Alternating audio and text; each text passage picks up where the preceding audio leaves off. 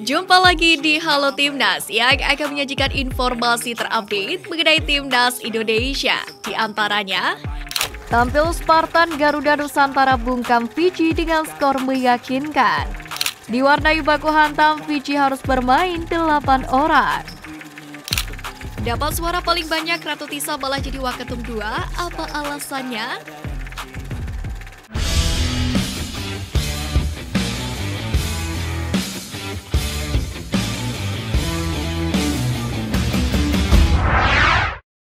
Tampil Spartan Garuda Nusantara bungkam Fiji dengan skor meyakinkan.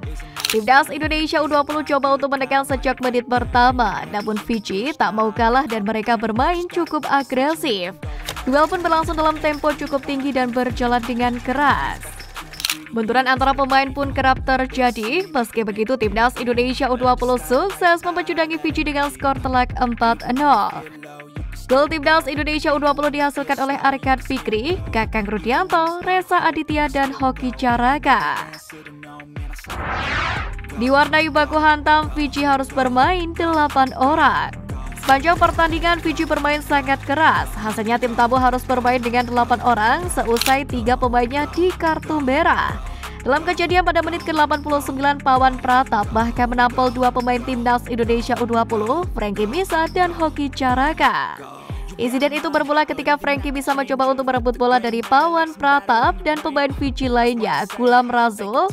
Merasa terganggu, Gulam Razul pun menyikut Frankie bisa lebih dahulu sebelum Pawan Pratap menonjok bek asal Persija Jakarta tersebut. Melihat Frankie bisa dihajar, Hoki Caraka pun mencoba mendatangi Pawan Pratap. Namun juga mendapatkan pukulan ke arah kepala dari pemain bernomor punggung 13 itu. Aksi baku hantam yang dipicu oleh pemain Fiji itu merugikan Timnas Indonesia U20. Sebab Hoki Caraka juga dikartu merah oleh wasit Torik. Hadapi Timnas Fiji U20, Luis Milla beri wejangan. Pemain Timnas Indonesia U20 Kakang Rudianto mendapatkan wejangan khusus dari Luis Milla. Pasalnya bersama dengan Timnas Indonesia U20, Kakang Rudianto selain TC juga melakoni pertandingan uji coba turnamen mini internasional. Luis Milla meminta wonderkid Persib Bandung itu untuk bekerja keras bersama dengan Timnas dan menjadikan semua kesempatan sebagai kesempatan untuk berkembang. Ujian pertama Erick Thohir usai terpilih jadi ketum PSSI. Turnamen mini jadi ujian pertama Erick Thohir sebagai Ketua Umum PSSI yang baru. Bahkan usai terpilih, Erick Thohir langsung berdiskusi dengan para anggota Exco PSSI pada Kamis malam kemarin. Diskusi tersebut membahas persiapan turnamen mini sekaligus memutuskan bahwa SUGBK dipilih sebagai venue-nya. Pulang ke tanah air, Ronaldo Kuateh bisa perkuat Timnas Indonesia U20. Di laga melawan Fiji U20, Ronaldo memang masih belum bisa tampil memperkuat skuad Garuda Nusantara. Namun kabar baiknya, Ronaldo berpeluang tampil di laga selanjutnya versus Selandia Baru yang akan dihelat pada Minggu 19 Februari 2023. Sebab menurut sang agen Julius Kuateh, Ronaldo sudah tiba di Indonesia pada akhir pekan ini. Dengan begitu, Ronaldo berpeluang tampil di laga selanjutnya kontra Selandia Baru U20. Media Vietnam sebut Timnas Indonesia akan ciptakan gempa. PSSI sudah menjadi lawan uji coba untuk Timnas Indonesia di FIFA Matchday yang digelar pada Maret 2023 mendatang. Tajikistan dipastikan sudah menerima undangan dan siap untuk bertanding dengan skuad Garuda. Hal tersebut lantas membuat salah satu media Vietnam Betul 24/7 menyebut bahwa Timnas Indonesia siap memberikan gebrakan pada FIFA Matchday Maret nanti. Dalam artikelnya dituliskan bahwa Indonesia memutuskan menciptakan kembali gempa dengan melompat pada peringkat FIFA. Mereka menilai kalau ranking FIFA Timnas Indonesia bisa naik lebih tinggi lagi. Hal ini lantaran pemilihan calon lawan Timnas Indonesia yang ranking FIFA-nya di atas Indonesia. Vietnam resmi tunjuk pelatih baru yang pernah dipermalukan Timnas Indonesia. Federasi Sepak Bola Vietnam atau VFF akhirnya mengumumkan pelatih baru pengganti Park Hang-seo. Ia adalah Philip Troisser yang bakal menangani Timnas Senior serta U23. Philip Troisser sendiri sejatinya bukan nama baru di Vietnam. Pasalnya ia pernah menangani tim U19. Walau begitu, pelatih asal Prancis ini ternyata pernah dipermalukan Timnas Indonesia. Momen itu ketika ia menangani Qatar di Piala Asia 2004 silam. Qatar tergabung dalam grup A bersama dengan China, Bahrain, dan Timnas Indonesia.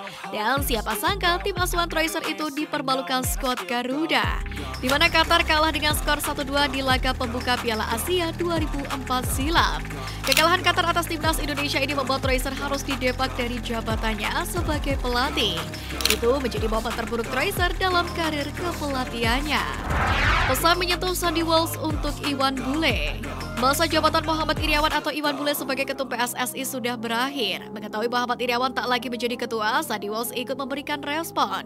Via Instagram Story, Sandy Walsh memberikan potret ketika dirinya bersama dengan Iwan Bule. Pemain Cafe Bejelen itu mengucapkan terima kasih. Bukan hanya itu, pemain berusia 27 tahun itu juga berterima kasih terhadap utusan PSSI Hamdan Hamedan. Wajar jika Sandy Walsh menyampaikan pesan menyentuh ini karena dirinya merasa banyak dibantu oleh kedua tokoh tersebut. Pasalnya Sandy Walsh merupakan sosok pemain keturunan yang berniat membela timnas Indonesia sejak 2017 silam.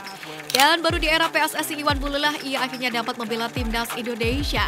Maka dari itu, Muhammad Iryawan adalah salah satu sosok yang penting bagi Sandy Walsh dalam upayanya untuk membela timnas Indonesia.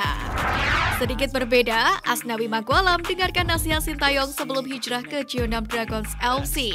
Salah satu bintang timnas Indonesia, Asnawi Mangkualam secara belak-belakan menyatakan dirinya lebih dulu meminta wejangan kepada Sintayong sebelum akhirnya pindah ke Jeonnam Dragons FC.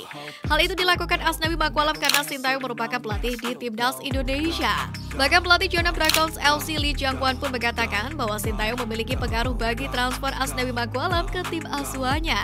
Ia memberi sejumlah masukan sebelum Asnawi Mangkualam benar-benar meninggalkan Azan Greeners. Tentu ini sedikit berbeda dengan dari kompetitornya Marcelino Ferdinand, di mana pemain berposisi gelandang itu diketahui tak berkonsultasi dengan Sintayong terkait kepindahannya ke klub Belgia KMSK Deinze.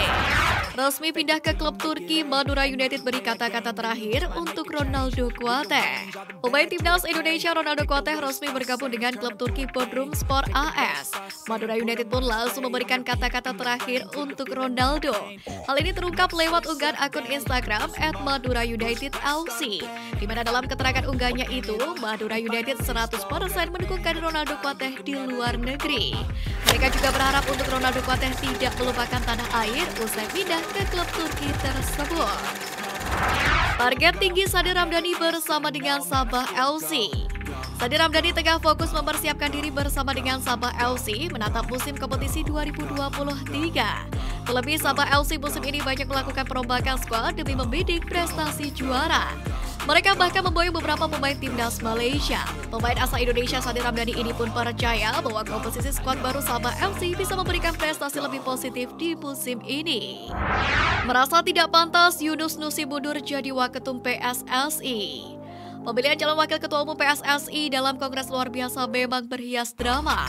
Awalnya Yunus Nusi dan Zainuddin Amali menjadi dua calon terpilih wakil ketum PSSI dalam KLB PSSI 2023. Namun keputusan itu harus dibatalkan sebab diduga terjadi pelanggaran selama proses pemilihan berlangsung.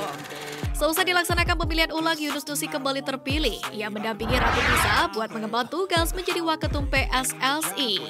Namun, Yunus Nusi membuat keputusan mengejutkan.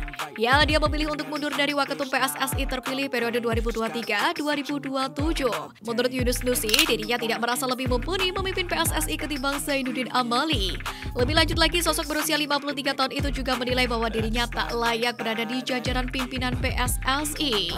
Dapat suara paling banyak, Ratu Tisa malah jadi waketum 2. Apa alasannya? Meski kalah suara dibandingkan Ratu Tisa, Amali tetap menjadi waketum 1. Hal tersebut lantaran Amali dianggap lebih memiliki pengalaman yang lama di sepak bola. Kabarnya pengalaman Amali di sepak bola adalah menjadi pembina klub Liga 3 di bawah Asprof Gorontalo. Hal itu diungkapkan oleh Amir Burhanuddin selaku Ketua Komite Pemilihan atau KP. Menpora Amali sendiri sebenarnya kalah perolehan suara dari Ratu Tisa dan Yunus Nusi.